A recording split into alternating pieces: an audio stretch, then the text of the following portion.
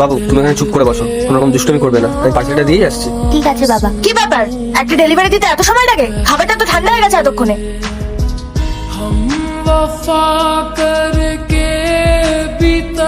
আসলে ম্যাডাম, আমি ওর মেয়েকে রেডি করাচ্ছিলাম স্কুলে নিয়ে যাওয়ার জন্য, সেই কারণেই লেট হয়ে গেছে।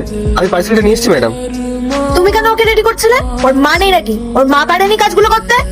না ম্যাডাম, ওর মা নেই। কেন, কোথায় গেছে ওর মা? আসলে ম্যাডাম, আমার মেয়ে হওয়ার 1 মাস পরেই ওর মা আমাদেরকে ছেড়ে এই পৃথিবী থেকে চলে যায়। তারপর থেকে আমার মেয়েকে আমি নিজেই মানুষ করছি। এখন ওর মাও আমি আর বাবাও আমি। আরে তুমি যখন জানো তোমার মেয়েকে তোমাকেই মানুষ করতে হবে, তার সব দায়িত্ব তোমার উপরে। তাকে ঠিক মতো স্কুলে পাঠানো, তাকে স্কুল থেকে নিয়ে আসা, তার খাবার বানানো, তাই তুমি এই কাজ করতে গেছো কেন? অন্য কাজ খুঁজে নিতে। বেকার বেকার আমার খাবারটা ঠান্ডা হয়ে গেল। হ্যাঁ মা, খাবার তো পুরো ঠান্ডা করে দিয়েছে। ওর স্কুল আমাদের বাড়ি থেকে 8 কিলোমিটার দূরে, আর সেই পথে আপনাদের অর্ডারটা পড়ছিল, সেই কারণে অ্যাকসেপ্ট করে নিয়েছিলাম। আর আমি ভেবেছিলাম এই সুযোগে কিছু টাকা ইনকাম হয়ে যাবে, কিন্তু আমি বুঝতে পারিনি ম্যাডাম, আমার এই টাকা ইনকাম করার চক্করে আপনার খাবারটা ঠান্ডা হয়ে যাবে। ম্যাডাম, নিয়ে নিন না পার্সেলটা।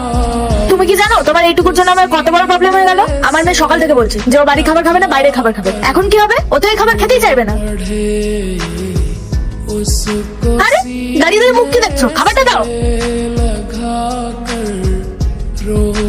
ম্যাডাম, আমাকে ক্ষমা করে দিন, আমার ভুল হয়ে গেছে। আমি এরকম ভুল আর কখনো করবো না ম্যাডাম। ভুলে গেছে?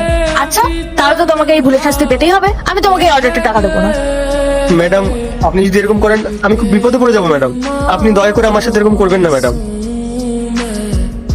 আমি কি বলছি তুমি বুঝতে পারছো না? আমি যখন বলেছি এই অর্ডারটা টাকা আমি দেবো না, তার মানে আমি দেবো না। ম্যাডাম, আমি আপনার পায়ে পড়ছি। আরে আরে, কি হচ্ছে নাকি? সরো সরো এখান থেকে। তুমি এই তোমার নোংরা হাত দিয়ে আমার পা ধরছো। একে তো আমার খাবারটা নষ্ট করে দিয়েছো, এখন আমার পাটা নোংরা করছো। আন্টি প্লিজ বাবাকে ক্ষমা করে দিন না, আর অর্ডারটা নিয়ে নিন। তোর সাহস তো কম না? তুই আমার মুখে মুখে কথা বলছিস? তোর বাবা তোকে শেখায়নি যে যখন বড়রা কথা বলে তখন ছোটদের কথা বলতে নেই? আর আমার মেয়েকে থেকে শেখ। আর এখানে তো তোর বাবারই ভুল ছিল। তোর তো স্কুলে শিখিয়েছে নিশ্চয়ই যে ভুল করলে পানিশমেন্ট পেতে হয়। আরে কি হচ্ছে এখানে এসব? আরে দেখ না দিদি, সকাল থেকে অঙ্কিতা বায়না করে যাচ্ছিল যে ও বাড়ির খাবার খাবে না, বাইরের খাবার খাবে। এই কারণে বাইরে থেকে অর্ডার করেছিলাম, আর ও খাবারটা এত দেরি করে নিয়ে এসেছে যে খাবারটা ঠান্ডা হয়ে গেছে। এখন আমি অঙ্কিতাকে কি খাওয়াবো বল? আর তারপর দেখ এই বাচ্চাটা কত বড় সাহস, আমাকে আবার জ্ঞান দিচ্ছে। আরে সামান্য একটুখানি লেট হয়েছে বলে তুই ওর সাথে এরকম ব্যবহার করছিস? খাবারটা তো একটু গরম করেও খাওয়া যায়। একবার দেখ এই বাচ্চাটাকে, ওর মা নেই, ওর বাবা কত কষ্ট করে ওকে মানুষ করছে। আর এক আধ দিন তো একটু লেট হতেই পারে, ও সারাদিন কত কষ্ট করে কাজ করে, আর তুই ওর এত লোকসান করাচ্ছিস। আমি বুঝতে পারছি তোমার ব্যাপারটা। একজন মা হারা মেয়েকে মায়ের ভালোবাসা দেওয়াটা অনেক কষ্টের। আমার বোনের হয়ে তোমার কাছে ক্ষমা চাইছি। এই নাও, এখানে 1000 টাকা আছে। ধন্যবাদ ম্যাডাম, ধন্যবাদ।